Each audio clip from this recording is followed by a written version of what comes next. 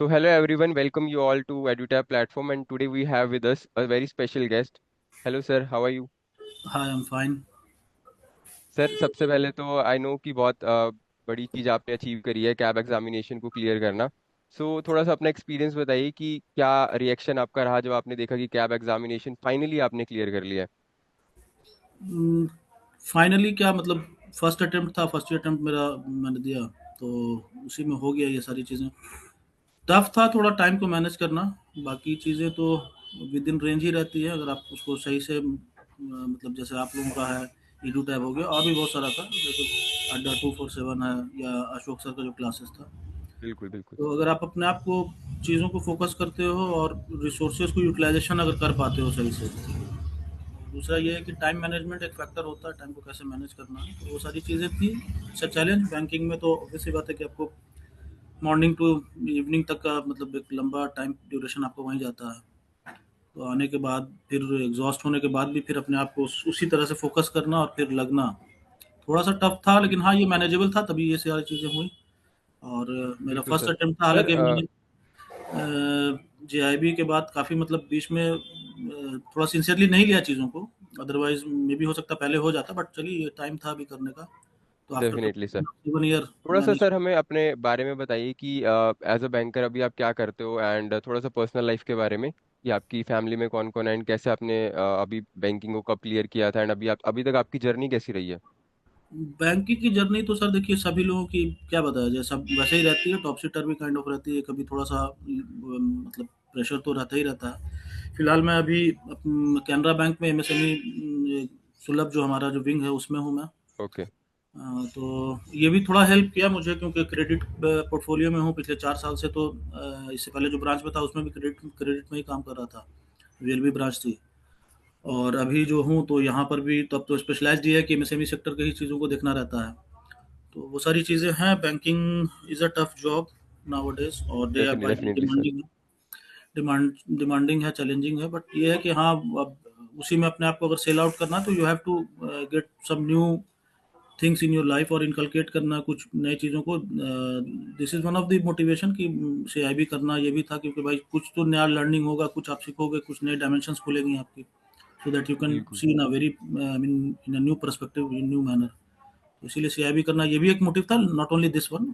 Monitoring तो सबसे बड़ा होता है ये बेनिफिट, और उसके बाद ये एक था कि भाई चलो कुछ अपने आप को अपग्रेड किया जाए, इस तरह से बिल्कुल चीज़। डेफिनेटली सर, हमारा भी यही मोटिव है कि इन सेशंस के थ्रू जो एस्पिरेंट्स अभी देने वाले एग्जामिनेशन, उनको एक मोटिवेटिंग फैक्टर मिल पाए, ताकि जो भी प्रॉब्लम्स उनकी लाइफ में आ रही हैं, तो I hope sir definitely problems तो आई होंगी, जैसे आपने बताया कि टाइम मैनेजमेंट थोड़ा सा डिफिकल्ट हो जाता है।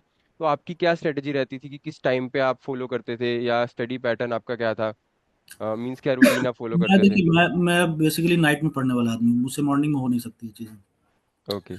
तो 8 साढ़े 8 तक आ जाता था घर पे। उसके बाद थोड़ा फ्रेशन अप होने के बाद से 10 साढ़े 10 बजे से जो भी वक़्त मिला, साढ़े 10 से 11-12 जो रहा, उस बीच में जितना हो सकता था पढ़ता था। मोस्टली फ़ोकस रहता था कि भाई खुद से कुछ किताब को देख लूँ, पढ़ लूँ, और अगर कहीं पे चीज़ें क्लैरिटी नहीं है तो वीडियोज़ वगैरह को देख लेता था। और बीच में मैंने उनका सीआईबी विद अशोक जो है उनका भी चैनल लिया था, सब्सक्राइब किया था, तो उनकी 1 घंटा की क्लासेस होती थी, उसको भी मैंने रेगुलर किया। ओके। तो सर मीन्स आपने कितने टाइम पहले अपनी प्रिपरेशन स्टार्ट की थी, मैंने या फिर एक 22 सच। सितंबर को बुक खरीदी थी बस, 22 सितंबर को ओके। 2024, और बस उसके बाद से जो टाइम मिला उतना ही बीच में मैंने तैयारी की है। ठीक है, मतलब ऑलमोस्ट बहुत कम टाइम में ही आपने कैप को क्लियर किया, एंड वो भी अपने पहले अटेम्प्ट में ही, सर। जी, तो जी। ये एक अच्छा फैक्टर हो सकता है कि अगर आपके पास अभी टाइम कम भी बचता है, तो भी अगर आप सीरियसली कंसिस्टेंटली एफर्ट लगाते हो, तो डेफिनेटली उसको क्लियर कर सकते हो। जैसे 1 1.5 घंटा 2 घंटा अगर आप डेली का देते हो, तो हाँ, आपकी बिल्कुल। चीज़ें रिवाइज भी हो पाती है। रिवीजन का यस क्या सर। है सर, देखिए ऐसा है ना कि 5 पेपर है, you are not going for subjective examination, you are not yes. Supposed to write exam, you have to just pick the answer. So basic idea आपको होना चाहिए चीज़ों को, फर्स्ट गो में जितना हो सके मैक्सिमम आपको कोशिश करना है कि उसमें क्लियर कर लीजिए, क्योंकि आई नो दैट कि रिवीजन का समय है नहीं उसमें। अब बिल्कुल 4 बिल्कुल बुक सर। को पढ़ना एक बार इम्पॉसिबल है, तो उसके बाद रिवाइज़ करना तो नेक्स्ट टू इम्पॉसिबल था। और दूसरा ये है कि आपको ये चीज़ पता होनी चाहिए कि which section you have to skip. तो वो डेफिनेटली। एक मोस्ट इम्पोर्टेंट चीज़ था कि कहाँ पिक करना है, किसको ड्रॉप करना है, और कितने चीज़ पे कितना टाइम फ़ोकस करना है। बस ये मेरा था। मैंने मोस्टली टाइम जो पढ़ाई की, बीएफएम की मैंने पढ़ाई की थी, बिकॉज़ आई नो कि okay. BFM is a paper जो कि मुझे लेकर के वो कर सकता है। वो वही एक था कि जो रोक सकता है। और उसमें मुझे 45 मार्क्स ही आए थे, इतना पढ़ने के बाद भी। बाकी बिल्कुल सब सर, अपने प्रोज एंड कॉन्स जरूर पता होने चाहिए कि आपका कौन सा सब्जेक्ट अच्छा आप उसमें प्रिपेयर कर सकते हो एंड कौन सा आपका वीक सब्जेक्ट है, जिसके थ्रू आप मॉड्यूल्स में भी बाइफरकेशन कर सकते हो कि कौन से मॉड्यूल में आपको ज़्यादा टाइम देना है, एंड अगर एनालिसिस करके चलते हैं तो इजीली वो पेपर आप क्रैक कर सकते हो। क्योंकि क्वेश्चंस पास्ट ईयर के अगर हम देखते हैं तो वो बहुत पर्टिकुलर टॉपिक्स ऐसे हैं जो आते ही आते हैं एग्जाम के अंदर। कुछ प्रैक्टिकल क्वेश्चंस है जो हमेशा आपको दिखेंगे एग्जाम के अंदर। तो सर आपका मींस चारों सब्जेक्ट, ऑब्वियसली हम मेन सब्जेक्ट्स की बात करते हैं, तो सबसे ज्यादा कौन सा ऐसा सब्जेक्ट था जो आपको इजी लगा एंड किसने आपको सबसे ज्यादा तंग किया या फिर जो आपको प्रिपेयर करने में डिफिकल्टी आई? देखिए, प्रिपेयर करने में डिफ़िकल्टी ऑब्वियस सी बात है, जो बीएफएम है वही है। डिफ़िकल्टी नहीं कहेंगे, उसमें थोड़ा-सा आपको क्या है कि अगर मुझे और टाइम मिलता तो और थोड़ा अच्छे से तैयारी करता और चीज़ें समझ में आती। क्योंकि कंसेप्चुअल पेपर है, वो वैसा पेपर नहीं है कि आप उसको एक बार पढ़ के जाओगे, रट के जाओगे और एग्ज़ाम में आप बैठ जाओगे, you will crack, no. It required your concept. Concept अगर आपके पास है, तो you can even got 70-75 marks. Concept नहीं है, तो आपको 45 मार्क्स क्या 30 मार्क्स भी नहीं आ पाएगा, और अब तो 10 से 12 क्वेश्चन वैसे आते हैं विदाउट ऑप्शन। तो यस सर। अगर आपके कंसेप्ट है तो यू कैन डू दैट। तो अब 2 महीने में क्या कंसेप्ट डेवलप होना था? जो हुआ उससे 45 मार्क्स आया मेरा। बिल्कुल सर। तो सबसे इजी सब्जेक्ट जो आपको लगा कि यार इसको तो मतलब सिर्फ एक वन गो रिवीजन करनी है एंड थोड़ा सा ऊपर ऊपर से देखना है एंड इजीली हो जाएगा? देखिए, वैसे किसी सब्जेक्ट को ईज़ी नहीं कह सकते, लेकिन हाँ, ये है कि बीआरबीएल जो था, अ, ओके। उसको मैंने सिर्फ़ पढ़ा है 4 दिन या 3 दिन पढ़ा था मैंने। लास्ट नाइट जो थी वो बस वही थी, लास्ट नाइट की जर्नी जो थी, बस वही एक एक दिन था जिसमें बस सारे वीडियोज़ को जितने भी थे, तो उसमें मैंने अशोक सर की सारी वीडियोज़ देखी थी मैंने। और ओके जो पॉसिबल हो सका था मैंने करके, वन नाइट स्टडी में जो जहाँ तक हो सका 63 मार्क्स उसमें आए थे मेरे। सर, वैसे तो ये जो स्टोरी आप बता रहे हो वैसे जैब की लग रही है, बट कैब में जैसे हम देखते हैं कि बहुत सारी प्रिपरेशन करनी पड़ती है। बट आपने जो स्टोरी भी शेयर की है उससे लगता है कि कैब भी क्लियर करना इजी है अगर आप थोड़ा सा कंसिस्टेंटली करते हो। एंड आई होप कि बहुत सारे लोगों को मोटिवेशन यहाँ से मिलेगी कि हम कैब को भी क्लियर कर सकते हैं, क्योंकि बिल्कुल जैब कर देने के सकते बाद हैं, बिल्कुल कर जैब देने सकते के हैं। बाद एक पोज दे देते हैं लोग मेरे कि साथ भी बाद वही में वही देंगे। हाँ, वही सेम चीज़ मेरे साथ भी हुई। मैंने जैप का एग्ज़ाम 2017 में क्लियर किया था। ओके। तो 7 साल के बाद मैंने एग्ज़ाम दिया। 7 साल के बाद लिटरली मैंने किसी किताब को छुआ है पढ़ने के लिए, पढ़ाई के पर्पज़ से। तो था वो भी एक दिमाग में था कि यार अब इतने साल के बाद पढ़ना थोड़ा माइंड भी वैसा हो जाता है ना कि ग्रैस्प करने की कैपेसिटी बची है या नहीं बची है। बिल्कुल बट हाँ, ये है कि आपको बस पता होना चाहिए कि कौन-सा पेपर या कौन-सा टॉपिक जो है आपको चैलेंजिंग है, उस पे कैसे फ़ोकस करना है। इसीलिए मेरा पहले दिन से ही फ़ोकस था कि मुझे जो है बीएफएम जो है उसको पढ़ना है, बाकी पेपर अचीवेबल था, गेटेबल था। और एबीएम और एबीएफएम जो था, मैंने दोनों पेपर को 10-10 दिन दिए थे। 10 दिन की पढ़ाई की थी मैंने बिल्कुल 2 पेपर में, और 2 महीने में ये कंटिन्यूअस मैंने सिर्फ बीएफएम ही पढ़ा था। वो भी डेढ़ से 2 घंटा जो समय मिलता था, उससे ज़्यादा क्या समय मिल पाएगा आपको? तो वो मैंने बिल्कुल पढ़ाई। बिल्कुल सर। और सैटरडे संडेज़ को थोड़ा हाँ, ये रहता है कि लोग बोलते हैं 8 घंटा पढ़ लो, 6 घंटा पढ़ लो, इतना तो भाई नहीं कैपेसिटी है, मेरी कैपेसिटी नहीं थी कि मैं उतना बैठ पाऊँ या पढ़ पाऊँ। तो 2-3 घंटे, लेकिन हाँ, ये है कि 2-3 घंटे पूरे प्रॉपर, कि जो टॉपिक मैं पढ़ रहा हूँ, वो चीज़ें मुझे समझ में आनी चाहिए। नहीं समझ में आती थी तो मैं 2 बार या 3 बार, या ऑनलाइन वीडियोज़, अब तो खैर बहुत सारे मतलब मीडिया आ गया है कि जिसके थ्रू आप अपनी चीज़ों को क्लियरिटी ला सकते हैं। Yes sir. मोबाइल पे यूट्यूब से बहुत सारी चीज़ें हैं। तो उससे मैं क्लियर करता था, जो टॉपिक मैंने पढ़ा उसको क्लियर किया मैंने, उसका कंसेप्ट को, ताकि उससे अगर क्वेश्चन आए तो ये ना हो कि पढ़ने के बाद भी ना हो पाए। तो बिल्कुल सर। ये सारी चीज़ें थी बस। सर नेक्स्ट एक बहुत इंपॉर्टेंट क्वेश्चन है कि क्योंकि हम देखते हैं कि ऑल तो जो बैंकर्स होते हैं वो सभी मैरिड होते हैं and उनके बच्चे भी होते हैं, तो फैमिली का क्या सपोर्ट रहा, क्योंकि वो सबसे मेजर रोल प्ले करता है, क्योंकि आपको फैमिली को भी देखना है, पर्सनल लाइफ भी देखनी है, एंड जब आप प्रिपरेशन कर रहे होते हो, जो लास्ट का 1.5 मंथ होता है एंड जो एग्जामिनेशन का टाइम होता है, आपको ऑल दो बैंक को आप छोड़ नहीं सकते हो, बैंकिंग की जो चीज़ें हैं वो भी आपको करनी है, साथ ही साथ पर्सनल लाइफ को भी मैनेज करना है, तो उसमें फैमिली का क्या सपोर्ट रहा एंड कैसे आपने वो चीज़ें डील करी? जी सर, फैमिली का सपोर्ट, ये जो क्वेश्चन मैंने और भी पहले वीडियोज़ में देखा, फैमिली ऐसा नहीं है कभी भी आपको नहीं सपोर्ट करेगी, फैमिली तो हमेशा सपोर्ट ही करती है। ये कोई बहुत बड़ा टास्क नहीं है। We are not living in foreign country के जहाँ पे फैमिली का सपोर्ट है, emotionally we are weak, we are very strong with emotions, and हमारे पास फैमिली बॉन्डिंग इतनी अच्छी होती है कि ये सब चीज़ें तो रहेंगी ही रहेंगी। बीइंग एन इंडियन, ये बिल्कुल सारा पार्ट एंड पार्सल है लाइफ में, हमारे साथ बिल्कुल हमेशा पॉजिटिव रहता है। और कहीं ऐसा नहीं है, फैमिली को अगर आप बोल दोगे 2 महीने के लिए यार मैं मेरे को डिस्टर्ब नहीं करो, तो they will not going to disturb you at any cost. अब वो रेयर ओकेजन्स होंगे कोई, तो that is different thing. Otherwise किसी की भी फैमिली, मुझे नहीं लगता है इंडियन फैमिली, कि ऐसा ना डेफिनेटली सर। नहीं करे। तो बीइंग एन इंडियन, ये सारी चीज़ें हम लोग का एडवांटेज है कि भाई फैमिली को अगर पता चल गया कि बंदे ने पढ़ाई करनी है, तो फिर पूरी पूरी हम्म। फैमिली लग जाती है उसके पीछे। वो ये सर खुद का मोटिव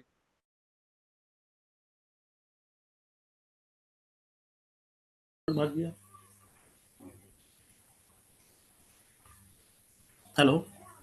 आ रही है सर आपकी, हाँ वॉइस क्लियर आ रही है सर। सर एक चीज और, जैसे आपने बताया कि 7 इयर्स का गैप आपने दिया इसके अंदर, तो मतलब हम्म। बीच बीच में भी आपको रहता था ऐसा कि मुझे देना है एग्जाम, या फिर एक वो मोमेंट कैसा आया या चूज आपने कैसे किया कि इस बार तो मुझे फाइनली एग्जाम देना ही है और इस बार क्लियर करना ही करना है?